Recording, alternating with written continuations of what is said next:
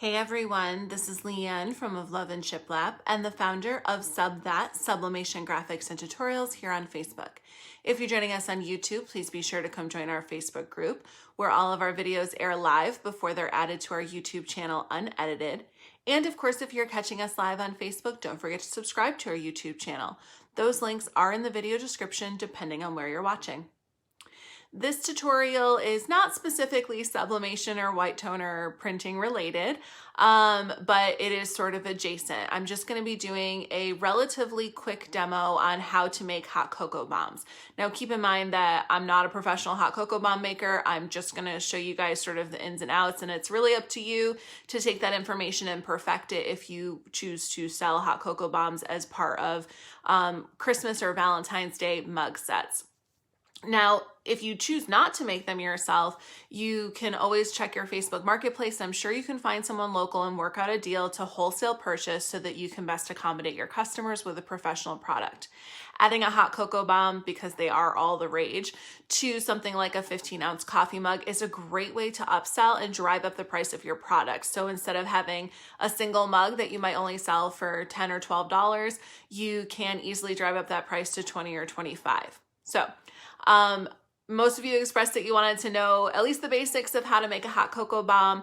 I've only done it a couple of times, but I promise you it's not that bad or not that difficult.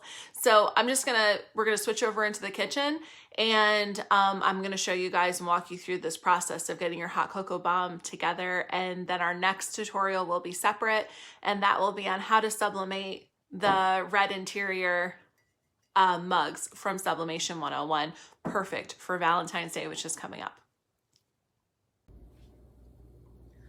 Welcome to my kitchen. Let's go ahead and go over everything that we're going to need to make our hot cocoa bombs. So you're going to first need a silicone half circle mold that's either 2 inches to 2.5 inches in diameter. This was a pack of 4 from Amazon. I linked it in the video description. I always recommend that anytime you're working with silicone, you have some sort of a baking sheet underneath so that you have some stability if you have to move it to the oven, or in this case, the freezer. You're gonna want a medium spatula, a spoon. You're gonna need a good quality chocolate bar. Something like the Lindt Excellence is a good choice. Really anything that has a higher cacao amount is what you're looking for. I find it easiest to start with good quality melting wafers. What you want to look for is the ones that pretty much have the same ingredients as a good quality dark chocolate bar would. These are from Aldi, this particular Baker's Corner one, for those of you who happen to live near an Aldi. So we're going to use those 2 for our shell, and then we'll fill it with some dehydrated marshmallows. Now I put these in a little thing because they come in this giant bag, which is also linked in the video description from Amazon. We've got some hot cocoa mix from Walmart. And then I've got some cake decorating bags and some different colors of these chocolate melts. Now keep in mind, these candy melts, they don't actually have cocoa in them.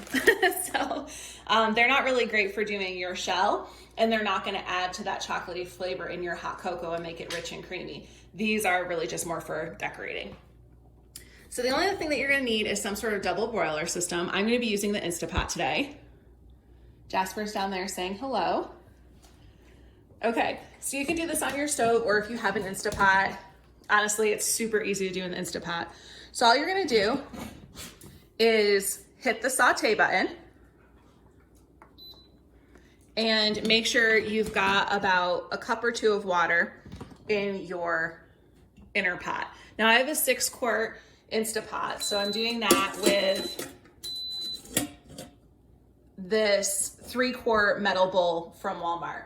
This was only about $5 and it actually fits just right onto here. And that is why I choose to use it for this. Now it's gonna take a few minutes for our water to get to a simmer. If you're doing this on the stove, you just wanna set your pot to start simmering. And to do that, you turn it on high until it becomes a boil, and then you turn it all the way down to low, or if you have a simmer setting, you would turn it down to the simmer setting. And then you would put some sort of either a metal bowl or a tempered glass bowl on top of it. And you're just gonna take just a couple of your melting wafers and toss them in there. And when I say a couple, a small handful is all you need. So this first step is tempering the chocolate. Now, when we temper the chocolate, we are heating and cooling it to help make it have that smooth, glossy finish that, of course, looks really nice on our hot cocoa molds or anytime you're using chocolate, really.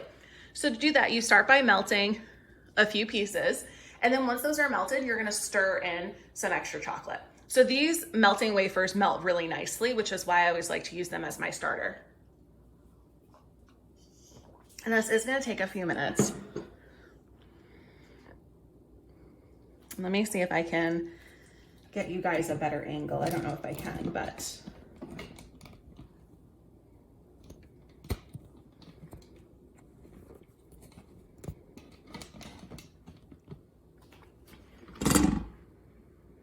All right, that might be as close as we're gonna get it. You can see they're already starting to melt a little bit. So once they start to melt, you're just gonna kind of nudge them. You might wanna grab your heat glove or pot holder. I'm gonna grab my heat glove while this is melting.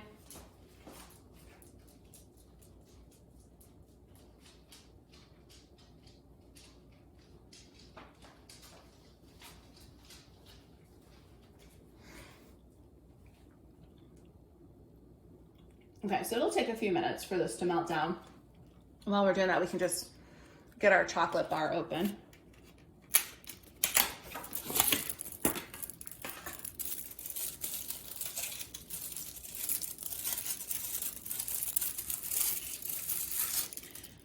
Now, one of the things I like about these Lindt bars, these Lindt Excellence bars, I guess I should call them, is that they are a bit thinner, so they're easy to break into little pieces for a project like this.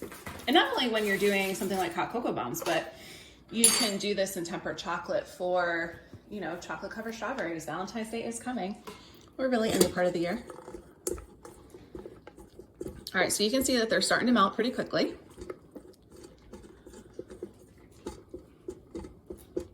And like I said, we don't really need a lot to get started. If you're making a lot of hot cocoa bombs, you of course want to factor in how much you need. Now, the ideal temperature, if you have a candy thermometer, is going to be roughly 90 degrees to 110 degrees for your chocolate. Now, I never use a candy thermometer personally, but I used to have a baking company, for those who don't know. I used to have an allergy-friendly baking company until I got flooded in Hurricane Irene and Tropical Storm Lee. And then I moved to North Carolina. So once your chocolate is melted, you're gonna go ahead and add some other ones in. Now we're gonna keep this still heating up for right now. But once these get melted, then we're gonna turn it off. So like I said, you just keep, and you want to keep it moving. You want to make sure you're scraping the sides. So always make sure you got like a nice good spatula like this. I have several sets of this particular spatula. It comes in 3 sizes. It was one of those Amazon finds that I bought in like 3 different colors.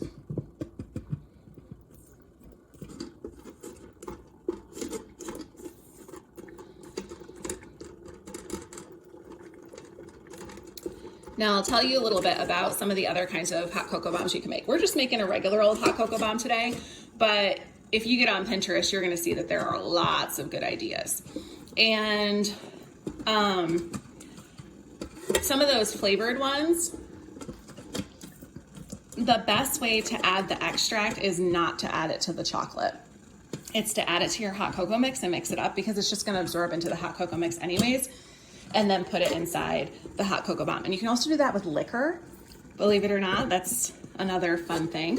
Do that with liquor.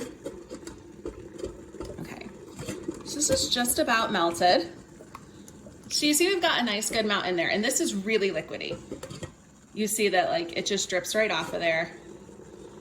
So this is perfect to start tempering. So once it gets to this point, we're gonna turn off our Instapot. And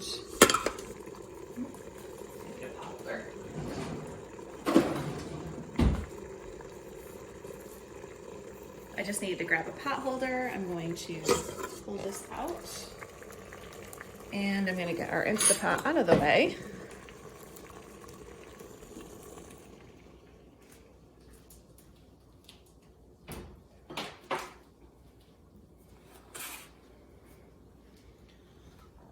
All right. It is a little bit warm, so we're probably still gonna wanna wear our gloves. Just getting you guys in a better visual. So now that we've got this to a nice silky smooth, it's time to start tempering it to cool it down. And you do that by just adding in cold chocolate. Now you wanna break it into smaller pieces, really kind of as small as you can. You don't want to add too much. I added about 2 squares worth because you're doing it little by little. And you're just going to do this and you're going to keep mixing this and you're going to keep folding this until it starts to reach a nice thick consistency. And I'll show you what I mean. So right now you can see when I move this with my spatula, it immediately puddles back. See that? You're going to keep doing that until it starts to get not stiff, so to speak, but so that it doesn't puddle as quickly. You're basically looking for about 20 to 30 seconds before it'll start to puddle back. So we're only at about 10 seconds right now. But we've melted those other pieces in completely. Once you get them all melted in, you can add a little bit more. So after you add those first 2 squares, it's best just to do 1 square at a time. And like I said, break it up into smaller pieces.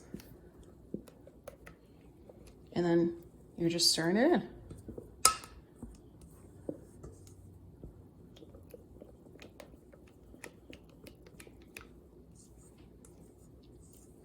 Or folding it in is more accurate.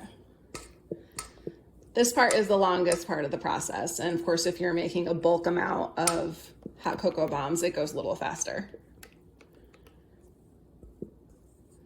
So again, you just want to keep incorporating the chocolate.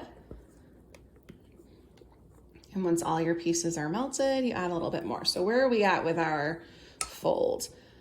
When we scrape it, we're looking at a little closer to 20 seconds. So we're getting closer to where we need to be, to what would be equivalent to that 90 degrees. Again, for those of you who don't have a candy thermometer, which I don't. So we're gonna take one more.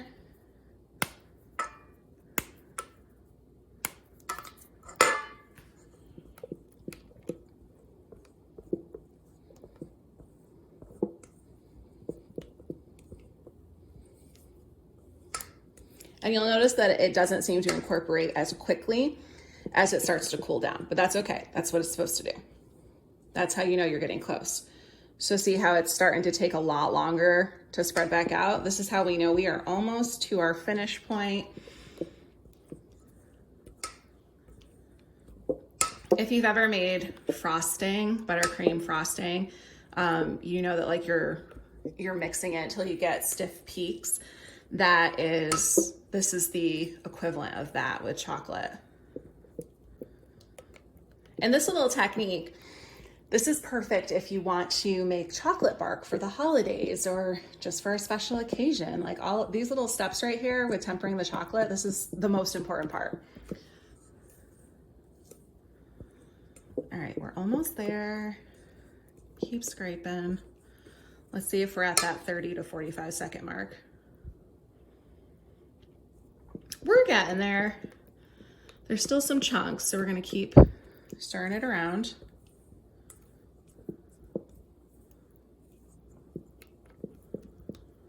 And the fact that these chunks are taking so long tells us that we're almost to our end point. But we want it to be thick enough that it will start to solidify relatively quickly inside of our mold, but thin enough that we can actually smooth it around with a spoon and get a nice coating. And some people prefer to just do this in the microwave with a glass bowl, and you can just check it and stir it every 30 seconds. I personally really like the double boiler method because I find that it's a little bit more consistent. Okay, so we're just gonna get these Last couple of chunks melted, and I think we'll be ready to fill our mold. So I'm just gonna keep stirring, scraping, folding it in. This is kind of great for kids because there isn't any specific technique. Your main thing is just making sure everything is smooth. And like I said, we're not quite there. We still got some chunks. If you want this to go faster, you can always use a cheese grater that has big holes, and you can grate in your chocolate as well.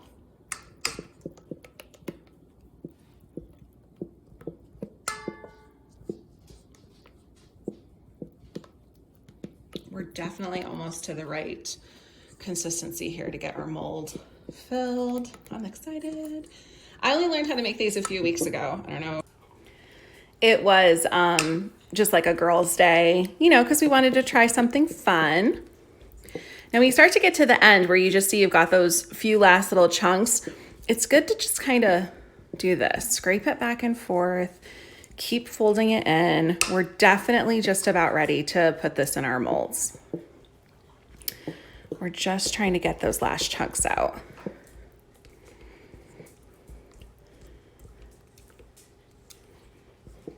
And as I mentioned, so when we scrape the bowl, see it takes a good 30-40 seconds to get back. That's how we know that this is about ready. Now, if you find that your last pieces of chocolate aren't seeming to incorporate, you can try and break them up, or you can just pull them out. I'm gonna pull them out.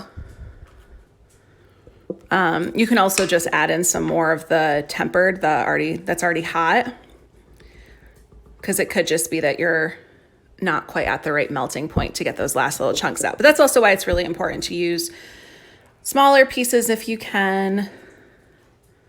Okay, so I'm just gonna take those 3 chunks out so we can get on with our demo here. Okay, so let's go ahead and get our mold over here. Now you don't need a lot in each mold.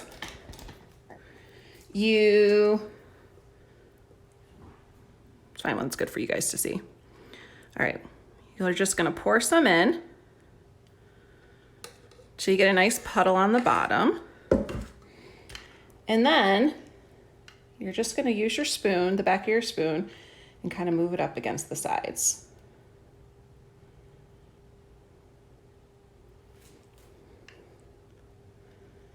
Now it's always gonna be a little thicker on the bottom, which is why you don't wanna put too much chocolate in. Now we're just gonna give it a minute, and then we're gonna come back around, because you're gonna end up with 2 coats. So in the meantime, I don't want that chunk. Get some in there. And again, move it, start smushing it up along the sides. And then you're just gonna come back to this other one. You can already see it's starting to harden around the sides. So we're gonna just really push it up there because we want a nice thick edge. It's more important that you focus on the edge first, and then you can always come back and add a little bit more chocolate for the bottom. So see how it's starting to stick really well? That's a good sign. That means we're cooling quickly.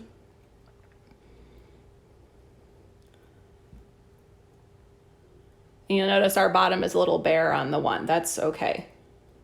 You want to make sure you've got nice strong walls of your hot cocoa bomb first,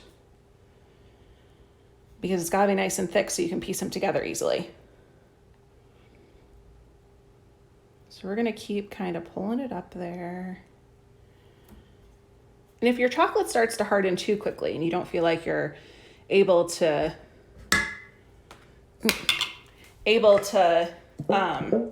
still keep working with it, you can always just put it back over your double boiler and keep it simmered. In this case, we're not quite there yet, but I am going to just stir it a little bit. And then I'm going to need a little bit more over here. And need a little bit more in here. because we're still trying to fill out that bottom part. Okay.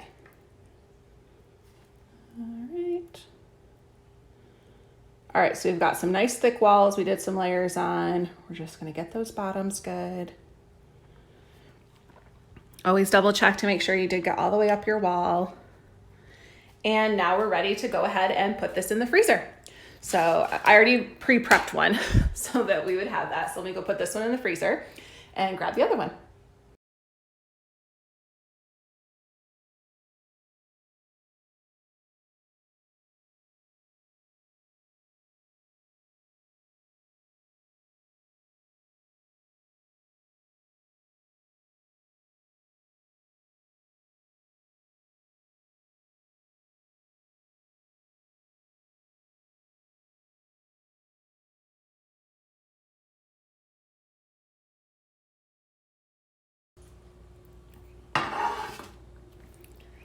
Okay, so here is our finished mold, and you'll know that it's ready. One, because it looks hard and glossy, but also you just want to gently kind of push along the edges and push up from the bottom, and it should pop right out and you'll have a nice little shell.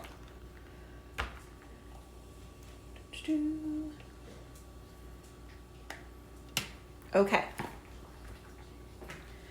Now I did mention that you wanted to make sure you had some nice thick walls. That's because it's gonna make it easier to piece them together. Now, if you have any little extra pieces like that, you just wanna kind of break them off. And of course, if you're making this with plans to sell, you should definitely be wearing gloves. I'm obviously just making this for myself, so this is fine. We're gonna want our double broiler again. So I'm gonna leave this on our metal tray for a second because that's cold since it's been in the freezer. And I'm gonna bring our metal broiler back over here. Again, I'm just using the Instapot 6-quart duo. If you guys don't have an Instapot, I'm telling you, you just need this in your life. It's like the best thing. All right, so I have a clean bowl. And what we're gonna do is we're gonna take some of our cake decorating bags. I get these ones on Amazon. They're nice and thick. You definitely want thick ones. Don't get, okay, see how this is like a nice solid plastic? There are ones that you can get that are like a deli style pastry bag, I think they're called. And they're a lot thinner. And they sort of have like a texture to them. You don't want those. These nice thick ones, if you don't want to order off Amazon, you can just get the Wilton disposable ones from Walmart.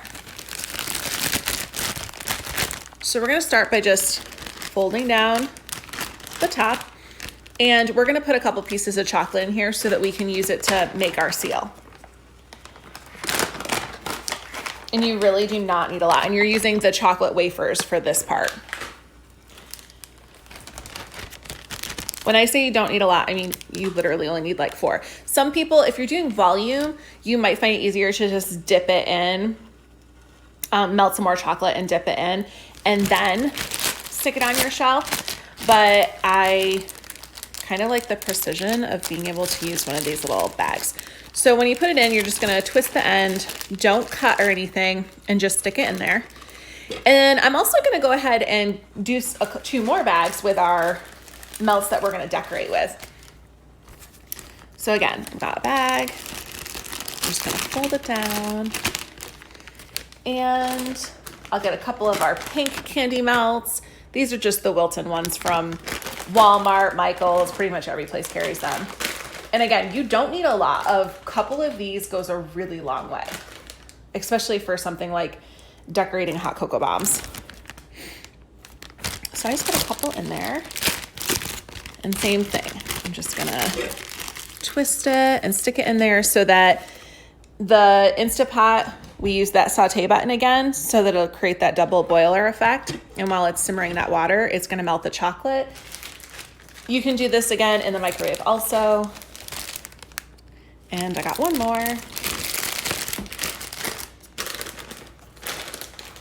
And I'm gonna do some white melts. Okay.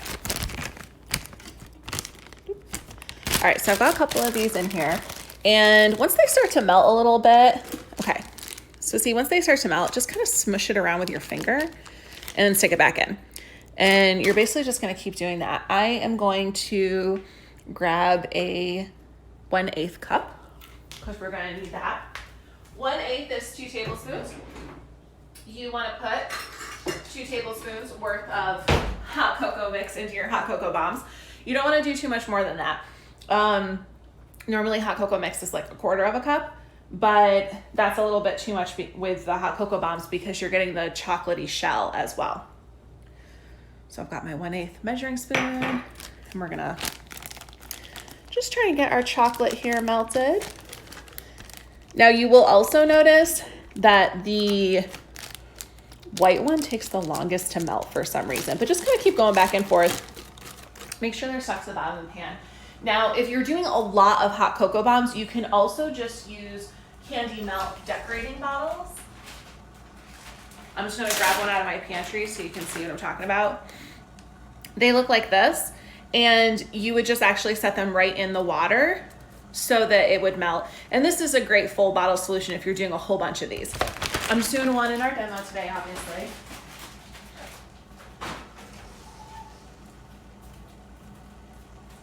Let me grab some scissors because we're gonna need them in just a second. Okay, so we're gonna check them again. Okay, we're almost there with our chocolate. You're basically just mushing it around until it's totally melted. Let's check on our pink one and our white one. Okay, and once your stuff starts to really melt in this bowl that you're using as your insert or your top part of your double boiler is warmed up enough, you can just turn off the saute feature on your Instant Pot. You don't need to leave that on. Okay, let me kind of move our Instant Pot over so we'll be able to see.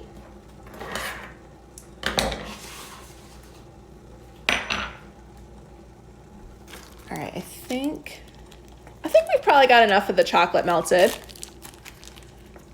We're almost there at least. There's one little wafer that's not quite melted yet. See, and that's how you know when it's all melted. It's nice and smooth. And I only did a little bit because we're just gonna use this for decoration. So it looks like, yeah, it looks like our chocolate one is about there. Okay.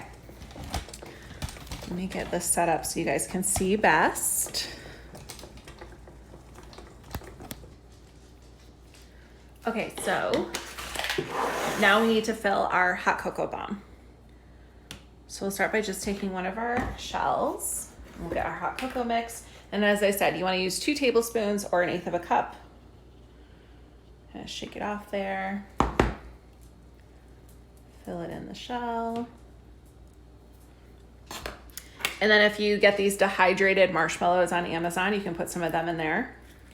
Caution, these little marshmallows are super addicting.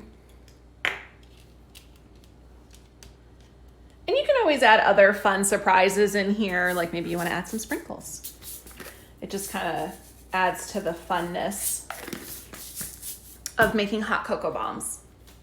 Next, you're going to go ahead and get that chocolate out, and we're going to cut the end so that we can create a seal. Now, you don't want to cut it too small because then it won't come out, but you also don't want to cut it too far up because then it'll be too much at once. So something like 3 millimeters in is a good way to go about it. And then you'll just pick up your other shell and you're gonna carefully squirt it along the edges.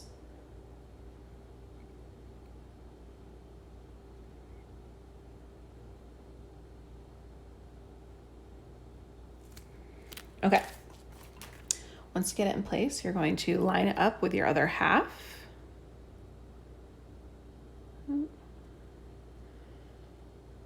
Get it. Ooh.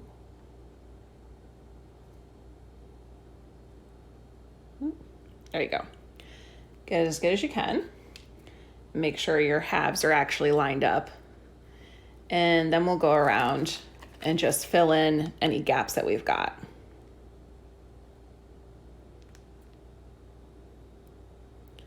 You just kind of do that by adding the chocolate like this And you can go around with your finger and smooth it out.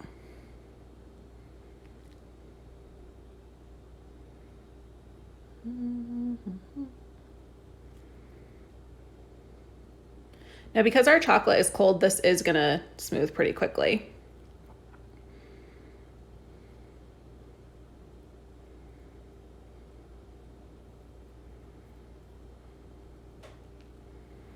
Okay. Now, this will dry or cool and harden relatively fast, actually, because we're using those melting wafers to seal it. I'm gonna put this guy back in there. Now, I know this question's gonna come up about how to get the perfect invisible seal. Okay, there's two things to that. I'm not gonna do it in this demo because it's way time consuming. One, you can take a paintbrush and paint all the way over here. Those like cheap packs of paintbrushes that you can buy at Walmart where you get whatever, like 25 paintbrushes for $1 are perfect for painting chocolate. The second is that you can actually just take this and dip the whole thing into some chocolate that you've tempered and bring it out and let it cool on a cooling rack. And when you do that, all of the seams and stuff are gonna disappear. I don't wanna have to waste a bunch of chocolate to temper that, so we're not gonna do that. But just so you know, getting the seams definitely takes some practice. As you can see, I'm not the greatest at it, but I've also only done this like 5 times. The idea here is just for you guys to be taught the basics. Okay, now we can go ahead and decorate it. So I'm gonna start with my little pink one. And once again, we're just gonna cut off the tip and always just kind of smush it around to make sure it's good to go there. So I'm gonna cut off my tip, squeeze it down, and then just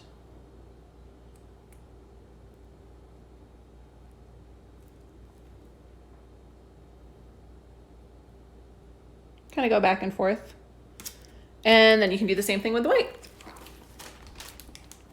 Listen, people who sell hot cocoa bombs, I definitely give them some kudos because it's a lot of work. It's a lot more work than most people want to do. So, you know, check your local Facebook marketplace and maybe you can work out a deal to wholesale some hot cocoa bombs also. Just keep that in mind.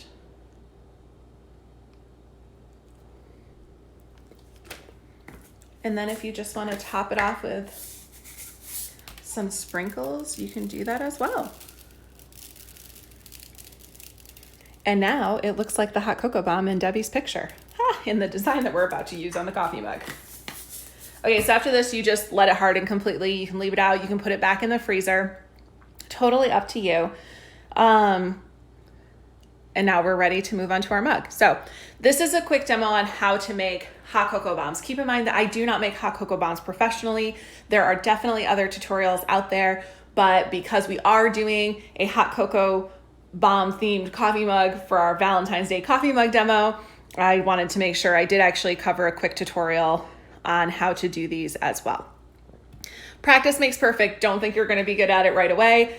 As I mentioned, this is, I don't know, this is only like the 4th or 5th one of these that I've made. So it's fun.